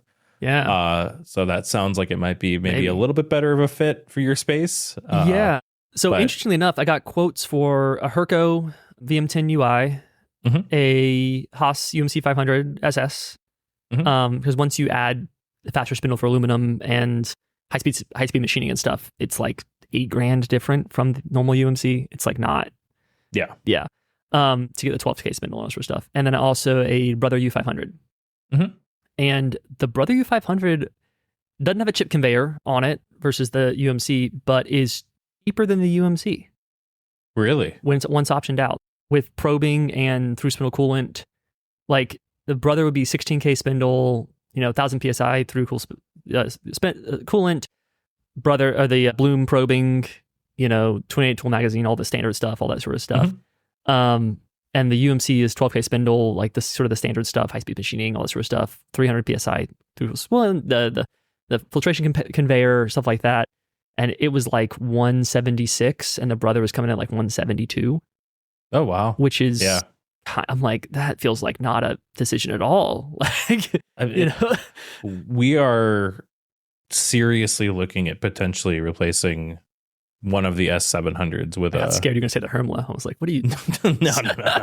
No, I love that thing. No, replacing one of the S700s with a U500 because we need a little bit more 5-axis capacity. Nice. And we're barely tapped out on power right now, like enough so that I can't add another Hermla. Even in the new shop. Yeah. Wow. I mean, we added, the Hermla alone takes 90 amps or is spec for 90 amps. So we used that real quick. So we'd have to trench over from the utility closet that's like kind of across the street. Like our building's kind of a Z-shaped. Got it. There's a ton of 480 in the utility closet that nobody's using, which is a real bummer. It's a bummer, but also potentially an upside for us in the future. But it would be tens expensive. Of thousands of dollars to get more power. So if we traded out an S700 for a U500, they use exactly the same amount of power. We get more 5-axis capacity. So we'll see. Like, that's one. Like size wise, they're kind of like drop in almost, right? Like it'll be even smaller because it's based on an S500. Oh wow, okay. Oh right, because it's only 19 of X or almost okay. Yeah. Whatever it is, we'll lose. Or we'll gain back about a foot, I think, of floor space. So interesting. Yeah, I've been trying to do some more. It's a real bummer that Haas has so much good information online because it makes it really easy to know that it's going to work, right? Like it's very easy to go, okay, I can get these options for this amount of money, and I can download the CAD model and put it into my shop, and I can say this is how big this is, and this is where it's going to be, and this is all the stuff. And it just makes it really easy. And there's a post, and there's a machine model for Fusion, and it's already all dialed the in. Things that are all dialed in, everything. And something like the U500 is like, there's one guy on Instagram I started talking to yesterday who has one, who has been really, really nice. He sent me over, I've done a little bit of post editing stuff for the Sharp, and so he sent me over, he's been using 2 different posts. So if he needs probing, he's using one post, and if he needs 5-axis, he's using a different post. Because there's no post for Fusion currently, apparently, that does probing and 5-axis for the Brother. Interesting. Which is a real bummer. Yeah. And so he was like, well, maybe you can, like, if it's just copying and pasting, like, I was like, I'll take a look at it. Like, I'll see what I can do. I've done a decent amount of post stuff. So I remember seeing, and I think they're still doing it, that Next Gen Cam partnered with Yamazin, and I want to say for an additional like $5 or $6,000, you got Camplete with the module built out for the UMC or the UM5 or U500, right? And a few other things like maybe the manufacturing extension for Fusion or something. Oh, okay. But that wouldn't be bad cost-wise, really. Like, yeah, I mean, if you're going to roll it into the cost of the machine know. too, like I'm sure you could finance it all at the same time. And yeah, but camp fleet is a reoccurring thing, right? Like it is. It's I don't know, a few grand a year or something. Yeah, it's not super cheap.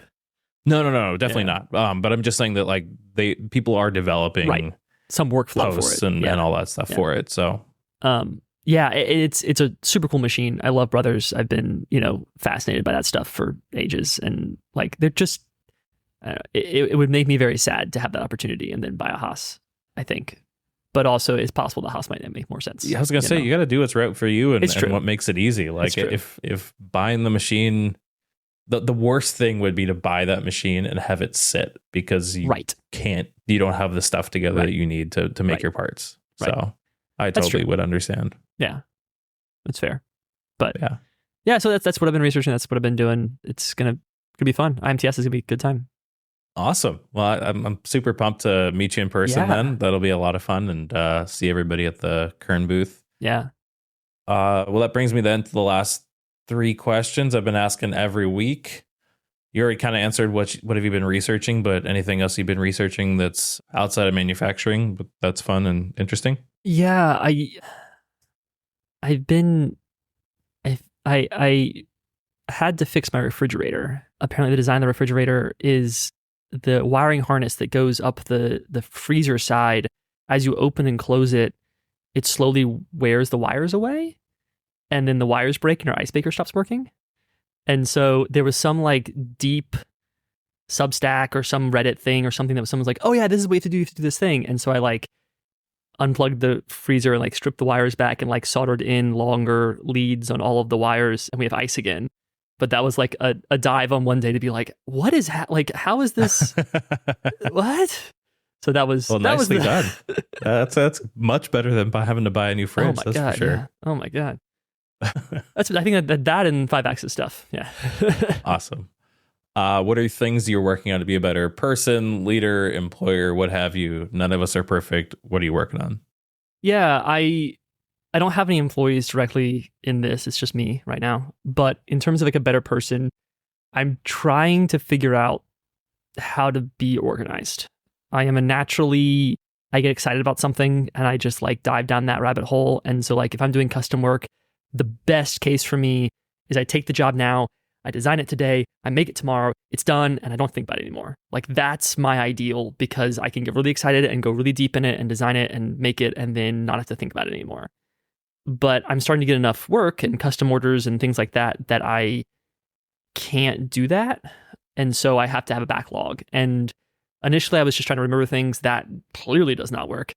And then I was trying to use like a notes app, and that really didn't work because it worked for a little bit until all of a sudden the notes app got so long that I couldn't see the end of the notes. And that didn't work. And, I listened to the incremental podcast and I'm like, oh, I should just do those things. And then, you get busy and I'm like, So I finally made like a process board with like magnets and, this is the job. And this is, the job is designed and then the job is approved and the job is programmed and the material is ordered, and sort of like being able to move those magnets across. I did that like today's Friday. I did that like Wednesday. Awesome. So far, the last 2 days has been great. The board's filling up.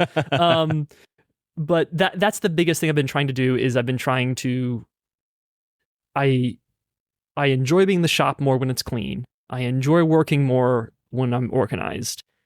And it takes effort and energy to like keep the chaos from just building.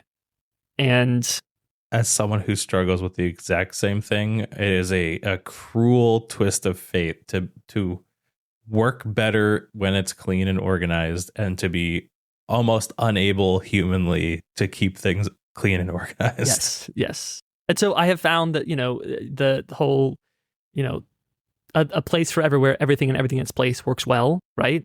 But when you have 375 square feet, there are only so many places that things can go. And especially like there's a thing that it's a project that I machined for a dude, sent out to anodizing. It's been sitting on this shelf for 3 weeks waiting for him to pick it up. And I'm just like, I just need it gone. I need you to come pick this up because it's a shoebox size, but like it's a shoebox size. Like it's there and it's sitting and it's staring at me and it's mocking me, Yeah. Yeah. Oh boy. I'm trying. I get good hints from, you and Zap on here and other people and listening to Pearson podcast and stuff like that. There's a lot of good hints, and sometimes I just have to, break down and do it. Like you can see behind me, there's the tool holder racks on the wall. Those are the PDX ones. Awesome. Which are great. Like highly recommended at like. Completely agree. Yeah. I absolutely love mine. So good. And I was like, oh, I free up a whole drawer of my tool cabinet. And now I can put, micrometers there or something, whatever it is, it's like small things to try and be more organized and just try and make the shop a more pleasant place to be in. Awesome. Last one, give me a good win from this week. Yeah. I'm trying to think. I think my biggest win is I day played on a show this week. It was the first time out there, Stranger Things. I was out there and replacing the A camera operator for a day. No way. I was a little nervous because massive show. I've been talked up a bunch by the operator apparently I was replacing to the people, and it went beautifully. Like it could not have gone better. Everyone was super happy. It was a lovely experience, all that sort of stuff. So that I think my big win for the week was kind of like being a little nervous going into that situation, and then coming home and being like, okay, great. Like I nailed it. It's a really good feeling to do that. Yeah. Congrats. That's super cool. Yeah. That is excellent. Yeah. Well, thank you so much for coming on the podcast. Yeah. Real quick, before we wrap up, please remind everyone where they can find you online, Instagram, website, all that stuff. Yeah. So Instagram is at Possum Solutions, all one word. Website is possumsolutions.us because possumsolutions.com is a possum killing company. When I was searching, I clearly took the name before I realized what was out there. That's about it. Yeah. My email's on the website, or you reach out on a DM. I love talking about this stuff. I could do it forever. This is the reason I'm doing this is because I love making stuff, and like it's a hobby gone wild for me, and it's really, really fun. So I really appreciate being on here and chatting with you, and we chatted on Instagram some over the years, but getting to know you a little better and sharing stuff. And likewise. Thanks so much. No, it's been a ton of fun. Yeah, I really appreciate you taking the time. Of course. And thanks again. Yeah, absolutely.